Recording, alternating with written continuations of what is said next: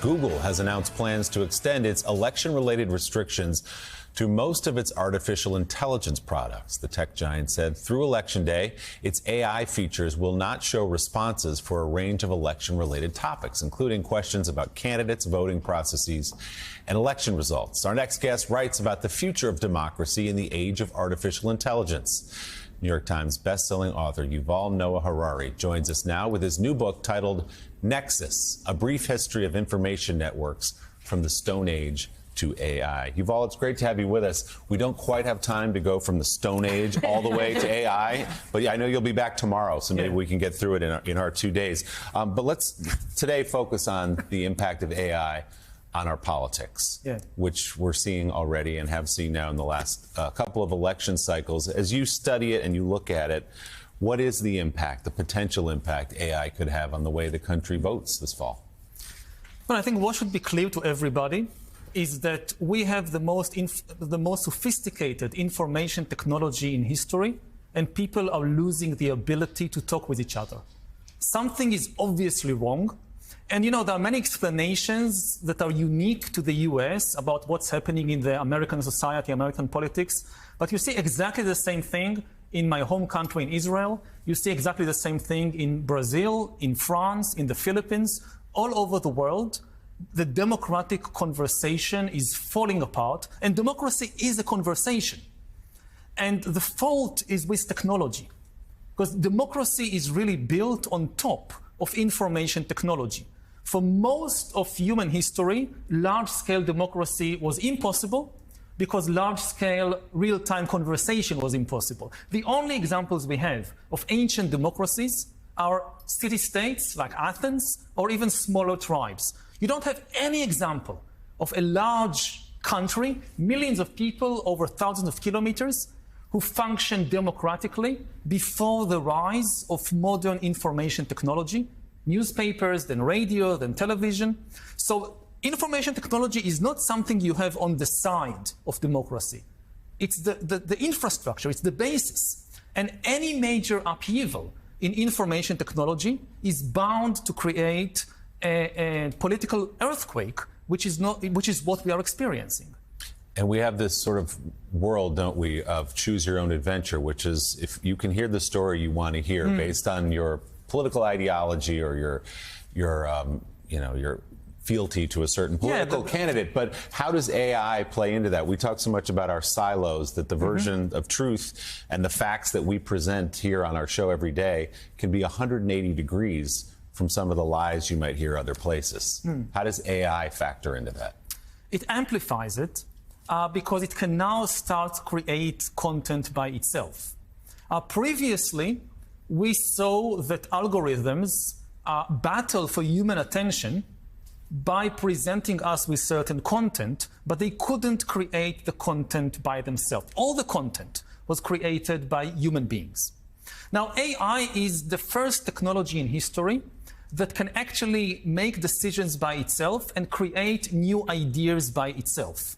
It can create texts and images and videos and so forth.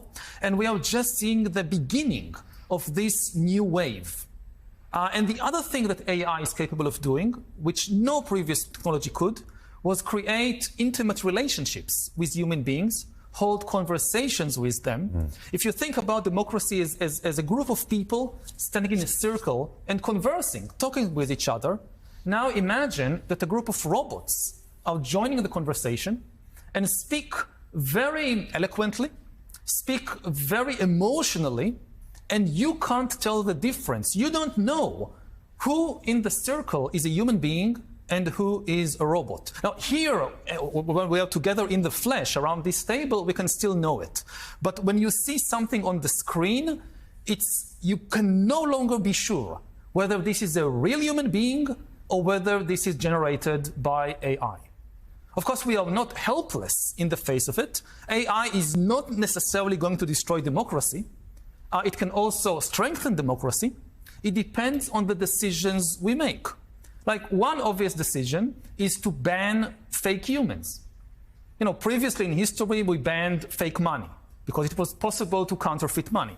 Nobody ever bothered to ban fake people because there was just no technology to create fake people. Now we have the technology to create fake people, so politicians should ban this. You've also, AI poses a huge problem to the survival of democratic institutions. Yeah.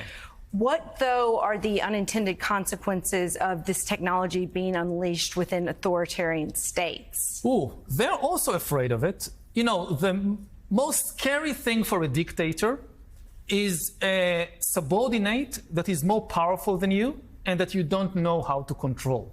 And this is AI. And if you think, for instance, about online censorship. So dictatorships work by terrorizing people. If you go on the Russian internet and say something bad about Putin, they will come after you. They will send you to the gulag. Now, what do you do with a dissenting bot, with a dissenting AI that starts saying things against Putin? You can't send this AI to a gulag. You can't threaten its family. For a regime based on terror, it's very difficult when you suddenly have millions of new independent agents that are impossible to terrorize and which are unpredictable. The other main problem of dictators is that they are always, the target for manipulation. In a democratic country, to take over the country, it's very difficult because you have to deal with so many conflicting organizations, institutions, whatever. A dictatorship is a centralized information system. You basically need to manipulate one person to control the country. And it's been done many times in history with humans. For an AI to manipulate a single dictator, it's much, much easier than to manipulate a democratic structure. You basically need to figure out this one extremely paranoid individual, how to press their emotional buttons, and you have control of the country. You just said something a few minutes ago that, to my ear, makes AI sound more dangerous than dynamite. What you said was that you could ban fake humans on AI. We can't ban assault weapons in this country. How do we get to ban fake humans through AI? How does that happen? That's a political problem. I don't know. I'm not a politician, but there should be here again an alliance. I don't see why Republicans or Democrats would like the idea of fake humans. This is not good for anybody. We have our differences, but when it comes to humans versus the robots, everybody should be on the same side. Whether it's possible or not, I'm not sure. Again, one of the things we know about history is that we should never underestimate human stupidity. It's one of the most powerful forces in history. Really, the key question that I start the book with is, if we are so smart, why are we so stupid? Like, we are such a smart species. We can get to the moon, we can split atoms and whatever, and yet we are on the verge of destroying ourselves. Instead, we have a menu of self-destruction. Previously, it was just nuclear war. Now we also have ecological collapse. Now we also have the rise of AI. We know these things endanger us. We know we can't control them, and yet we produce them. So it raises a big question mark about the human species. But I think the good news is that the problem is not in our nature. The problem isn't human nature. The problem is our information. When you give good people, and most people are good people, but when you give good people bad information, they make bad decisions.